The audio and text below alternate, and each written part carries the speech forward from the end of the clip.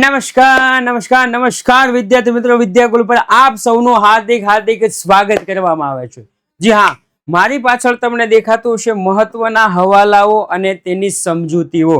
ઘણા વિદ્યાર્થી મિત્રોને સાહેબ કંપનીના વાર્ષિક હિસાબ તો સમજ્યા, પણ પેઢીના વાર્ષિક હિસાબની અંદર હવાલાઓમાં બહુ તકલીફ પડે છે. જેવી રીતના ઘણા બાળકોને સાહેબ MCQ SQ છે ને, MCQ પ્લસ SQ એમાં બહુ તકલીફ પડતી હોય, એવી રીતે કંપનીના જે વાર્ષિક હિસાબ છે તો આવડી જાય, પણ પેઢીના વાર્ષિક હિસાબની અંદર સાહેબ તકલીફ પડે છે. અને આ તકલીફને દૂર કરવા માટે મારા ભાઈ આજે હું હવાલાઓની સમજૂતી લાવ્યો છું. પણ સર MCQ SQ ની તકલીફ કઈ રીતે દૂર થાય? નીચે ડિસ્ક્રિપ્શનની અંદર એક લિંક આપેલી છે, જેમાં MCQ અને SQ માટે હેતુલક્ષીનો પ્રહાર એવી નામની એક લિંક છે. એ લિંક ઉપર સાહેબ તમારે જો 30 માંથી 30 ગુણ એકાઉન્ટમાં મેળવવા હોય તો એ લિંક ઉપર જઈ અને તમે હેતુલક્ષીનો પ્રહાર ઉપર ક્લિક કરી શકો છો. સમજી ગયા? હવે આપણે શરૂ કરીએ સાહેબ. અમુક અગત્યના જે હવાલાઓ છે એ ઘણા બાળકોને છે ને ઈઝી હવાલા પણ નથી આવડતા.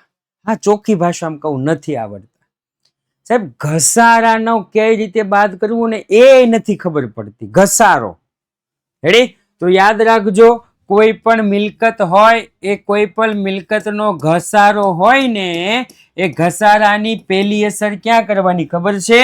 પહેલી અસર જે મિલકત લેણા બાજુ આપણને કોઈ મિલકત આપી હોય ને, એ મિલકત માંથી પેલા બાદ કરજો ઘસારો. ખ્યાલ આવ્યો? પછી એનો એ ઘસારાની બીજી અસર ક્યાં કરવાની? તો કે નફા નુકસાન ખાતાની ઉધાર બાજુ કરવાની. કઈ બાજુ? નફા નુકસાન ખાતાની ઉધાર બાજુ કરવાની. ખ્યાલ આવ્યો? આવી રીતે કરવાનું છે.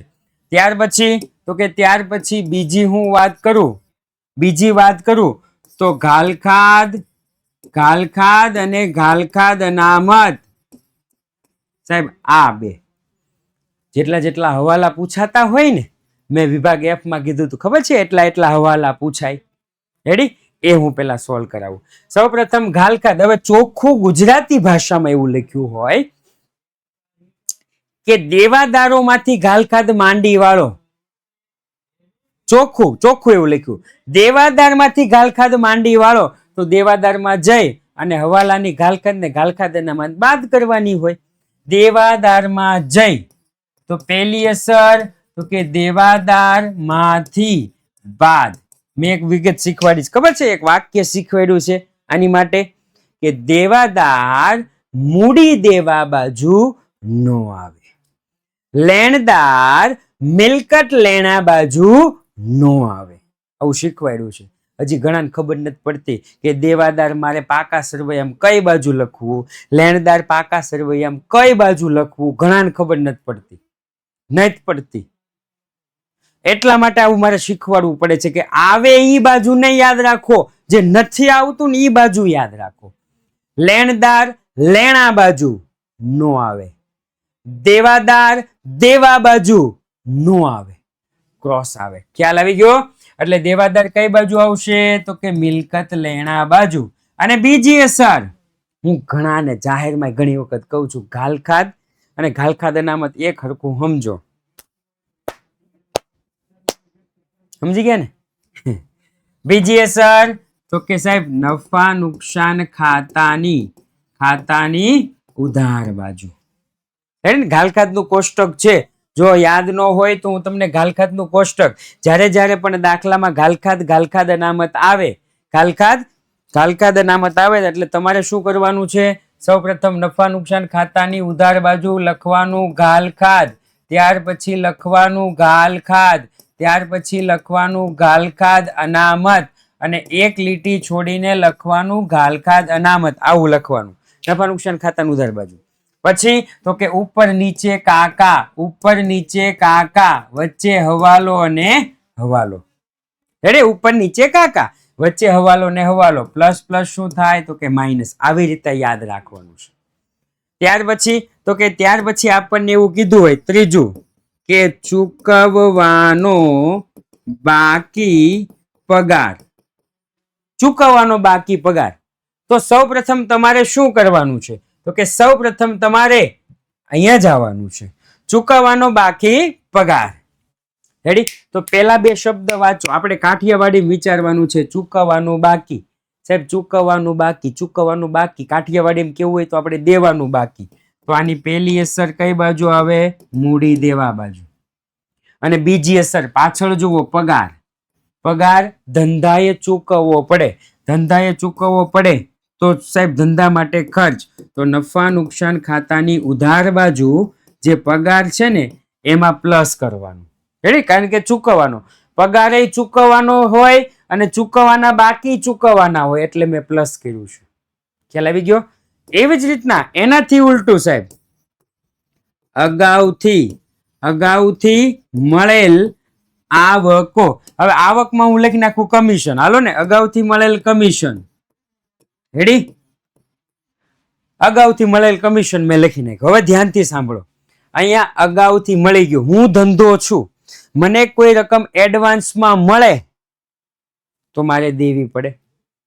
તારીખ નો આવે ત્યાં સુધી, તારીખ નો પાકે ત્યાં સુધી અગાઉથી મળે તો મારે દેવી પડે. સાહેબ દેવી પડે એટલે પેલી અસર મૂડી દેવા બાજુ. મૂડી દેવા બાજુ. રેડી? અને સાહેબ કમિશન મળે તો આવક, અને આવક એક જ જગ્યાએ આવે, નફા નુકસાન ખાતાની જમા બાજુ. નફા નુકસાન ખાતાની જમા બાજુ. કમિશન છે એ કમિશનમાં શું કરવું પડશે? તો કે કમિશનમાં બાદ કરવું પડશે. કારણ કે કમિશન મળવાનું છે એમાંથી અગાઉથી મળી ગયું છે. સાહેબ આપણે થોડો સાબુનો ઉપયોગ કરીએ ને તો હવાલા એકદમ ઈઝી જ છે. કોઈ હવાલો અઘરો છે જ નહીં. કોઈ હવાલો અઘરો નથી. રેડી? એવી જ રીતના હું તમને વાત કરું તો ત્યાર પછી નહીં નોંધાયેલ ઉધાર ખરીદી. સિમ્પલ સાદી ભાષામાં કીધું છે. નહીં નોંધાયેલ ઉધાર ખરીદી. સાહેબ ખરીદી છે એ નોંધાઈ નથી તો ખરીદી ક્યાં આવે? તો વેપાર ખાતાની ઉધાર બાજુ. પહેલી અસર વેપાર ખાતાની ઉધાર બાજુ ખરીદી છે એમાં નથી નોંધાય તો નોંધવી પડે. નોંધવી પડે એટલે ખરીદીમાં પ્લસ. ખરીદીમાં પ્લસ. અને બીજું તરત જ આપણને યાદ આવવું જોઈએ, ખરીદી કોની પાસેથી કરીએ? તો કે ખરીદી કરીએ સાહેબ લેણદાર પાસેથી. તો લેણદારમાં પણ શું કરવાનું? પ્લસ.